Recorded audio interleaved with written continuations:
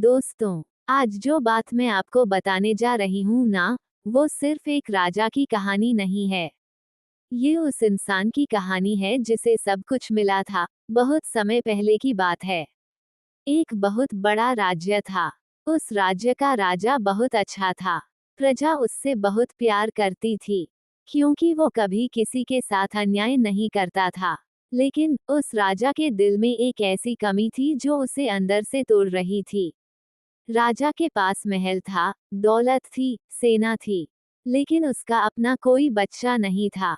रात को जब पूरा महल सो जाता, तो राजा अक्सर अकेले महल की छत पर जाकर आसमान की तरफ देखता और धीरे से कहता, हे महादेव, अगर मुझसे कोई गलती हुई है तो मुझे सजा दे दो, लेकिन मेरी रानी की गोद सूनी मत रखो।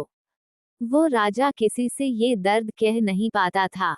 दिन में वो मुस्कुराता, लेकिन रात को उसकी आंखें भीग जाती थीं। एक दिन राज्य में एक साधु आए। उनके चेहरे पर ऐसा तेज था कि जो भी उन्हें देखता, अपने आप सिर झुका देता।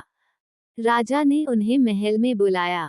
जैसे ही साधु ने राजा को देखा, वो मुस्कुराए और बोले, राजन, तुम्हारे मन में जो दर्द है ना, वो मुझे साफ दिखाई दे रहा है। राजा ये सुनकर हैरान रह गया, क्योंकि उसने अपनी ये बात कभी किसी से नहीं कही थी। राजा तुरंत उनके चरणों में झुक गया और बोला, महाराज, अगर आप मेरा दर्द जानते हैं, तो मुझे रास्ता भी दिखाइए। साधु ने बहुत शांत आवाज में कहा, राजन, आने वाले 21 सोमवार तक सच्चे मन से महादेव की पूजा करो, लेकिन एक बात याद रखना, भगवान से सौदा मत करना, बस विश्वास रखना। राजा ने उसी दिन संकल्प ले लिया। हर सोमवार वो सुबह सबसे पहले उठता, मंदिर जाता, अपने हाथों से शिवलिंग पर जल चढ़ाता और बस एक ही बात कहता, हे भोलेनाथ, जो ठीक समझो वही देना, लेकिन मेरा विश्वास टूटने मत देना। धीरे धीरे 20 सोमवार बीत गए, लेकिन कोई चमत्कार नहीं हुआ। अब राजा के मन में भी थोड़ा सा डर आने लगा था, लेकिन 21वें सोमवार को मंदिर में जो हुआ, उसे देखकर खुद राजा की आंखों से आंसू निकल पड़े। दोस्तों, 21वां सोमवार था। राजा मंदिर पहुंचा तो उसके मन में थोड़ा डर भी था और उम्मीद भी। वो धीरे धीरे शिवलिंग के पास गया, जल चढ़ाया, आंखें बंद की और बोला, हे महादेव, मैंने पूरे विश्वास से आपकी पूजा की है। अगर मेरी किस्मत में संतान सुख नहीं है, तो मुझे स्वीकार है, लेकिन मेरा विश्वास कभी टूटने मत देना। राजा अभी प्रार्थना ही कर रहा था कि अचानक मंदिर की घंटियां अपने आप बजने लगीं। राजा ने आंखें खोली तो देखा, वही साधु उसके सामने खड़े थे। राजा तुरंत उनके चरणों में झुक गया। साधु मुस्कुराए और बोले, राजन, तुम्हारी परीक्षा अब पूरी हो गई है।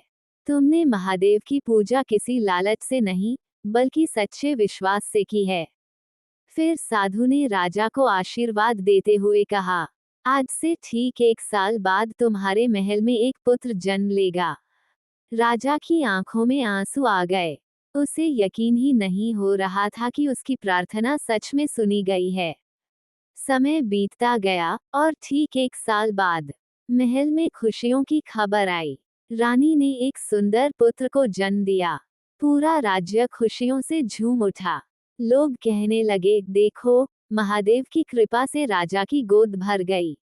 राजा उसी मंदिर में गया, जहां उसने 21 सोमवार तक पूजा की थी।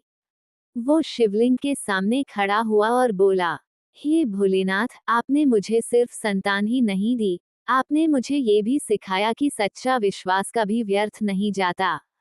उस दिन के बाद राजा ने पूरे राज्य में ये संदेश दिया, जब भी जीवन में मुश्किल आए, तो हार मत मानो, बस सच्चे मन से महादेव को याद करो, क्योंकि उनकी कृपा देर से जरूर आती है, लेकिन खाली कभी नहीं जाती।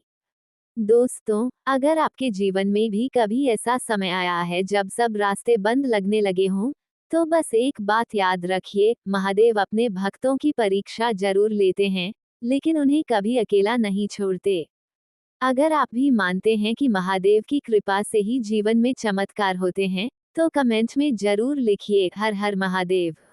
और ऐसी ही दिल को छू जाने वाली भक्ति कथाएं सुनने के लिए हमारे चैनल शिव भक्ति को सब्सक्राइब जरूर करें। आपका एक सब्सक्राइब हमें और भी ऐसी कथाएं आप तक लाने की प्रेरणा देता है। फिर मिलेंगे एक नई कथा के साथ। ओम नमः शिवाय। हर हर महादेव।